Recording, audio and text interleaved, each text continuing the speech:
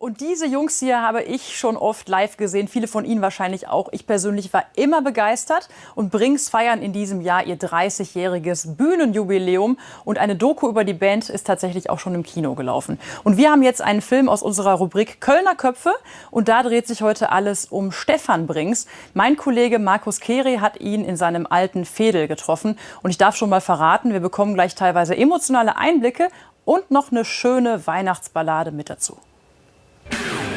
Venloer Straße, Ecke Gürtel. Stefan Brings ist hier gleich ums Eck aufgewachsen. Ehrenfeld, dem Heimatveedel, hat Brings sogar einen Song gewidmet.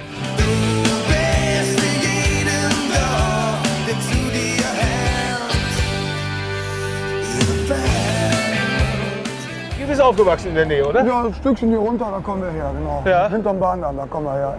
Ja, über uns hier gibt es eine wirklich schöne Geschichte zu. Der Laden, der ist schon immer hier drin, der hieß damals Sultan Grill. Sultan Grill. Ja, das war einer der ersten wirklich türkischen Dönerläden, sag ich Ja. mal. Da war ich 18, also das ist wirklich lange her. Und hab mit dem Papa vom Echo Fresh, hatten wir eine Band, die hieß Morgenland.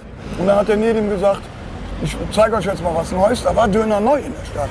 Sind wir hier in den Sultan Grill und haben alle unseren ersten Döner gegessen.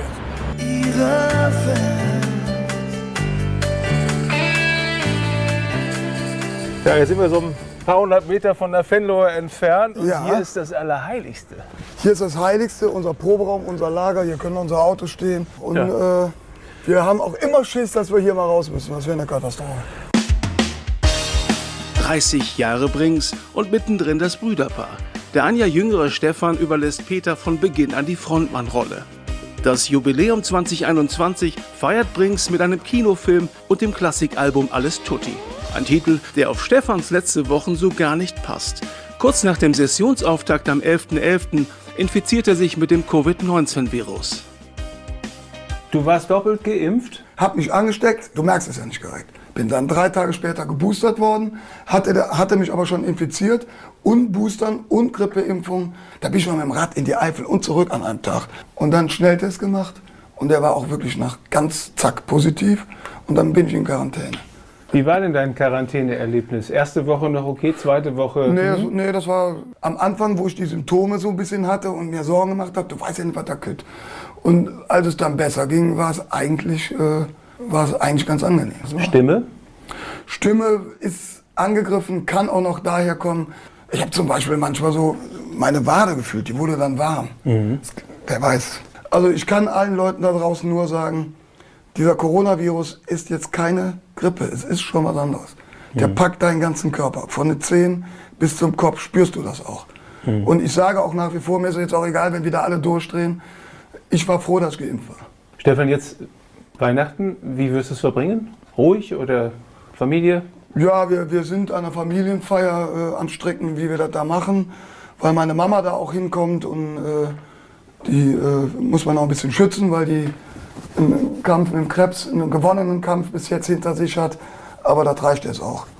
Als Mama ins Krankenhaus musste, war schon Pandemie und das ist echt, da ist mir das auch bewusst geworden, schlimm krank sein und es muss ja gar nicht Corona sein, du kannst ja auch ganz was anderes haben. Liegst im Krankenhaus und keiner kann zu. Keiner kann dich besuchen. Das ist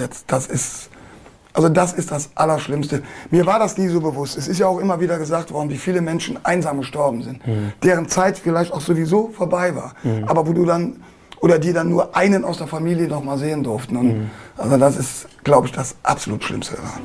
Für seine Mutter Dietlinde und für alle, die auf bessere Zeiten hoffen, singt Stefan uns noch die Brings Weihnachtsballade Plastikstern. Spendet Geld für die dritte Welt. Sind der Kutschak im Kerzenlicht. Ich mach die Kids wieder aus, denn so jetzt fing ich widerlich. Ganz allein und für mich leucht der Plastikstern. Ganz allein, der leuchten Nippes und nicht im Bethlehem. Frohe Weihnachten wünscht Stefan Brings.